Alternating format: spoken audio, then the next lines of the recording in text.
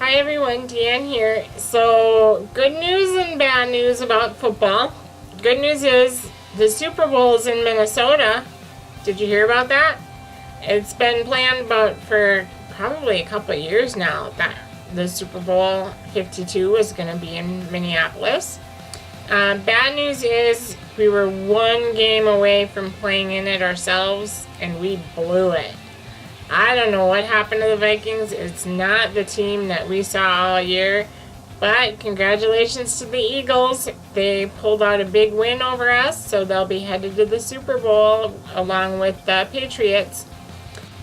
I have a good Super Bowl recipe for you if you like to do snacks. I have a feeding tube, but I cheat on occasion, and this is one that I like to cheat with. It's a simple recipe. 2 packages of cream cheese, a pound of sausage that's browned, and a can of Rotel tomato chilies, or green chilies and tomatoes, something like that. Anyway, you drain that off and you add all the ingredients to a crock pot and let it simmer and warm up for a few hours. And I like to eat them with those Tostito Bowls chips. They're easy to scoop it up and eat it with, a little less messy than some of the other chips out there. So if you have difficulty reaching your mouth like I do, you need all the help you can get. As far as activities, if you do come down for the Super Bowl, there's a lot to do. I don't know how much of it is exactly accessible. There's a zip line across the Mississippi.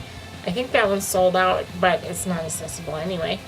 And another one that's not accessible is at the St. Paul Saints field.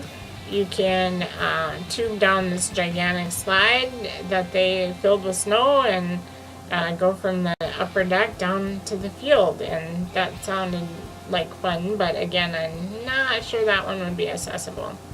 I'm staying away from all the hustle and bustle. It's too germy and too busy for me, but I'll be watching it on TV, all the activity. So I hope you have fun.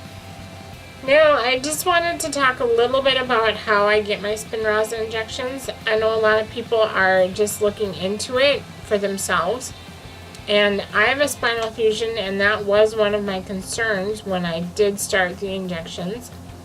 I get mine CT guided through the neural foramen. Now, that's the natural opening that's created where your nerves branch out into your legs. That way they can gain access to the thecal sac that holds the spinal fluid. Now, there are various options available if your spine is fused.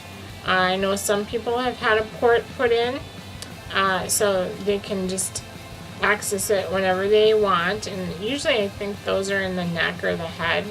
I'm not exactly sure. There's also people who have had surgery to remove part of the fusion to gain access to the space, and some people even get injections through the neck. Now, I know people have had success with all of those methods. To me, they seem a little more risky, and with the neural foramen approach, you don't need surgery, and I don't get sedation during the procedure itself either. I know some people do get twilight sedation to make it a little more comfortable for them, but I haven't had an issue, and I haven't had any side effects from it either. So I highly recommend checking into that option if you are looking to get your Spinraza injections. So I guess that's about it for now. I will update you after my appointment on the 31st when I get my assessments done again. So we'll talk to you again. Have a good day. Bye.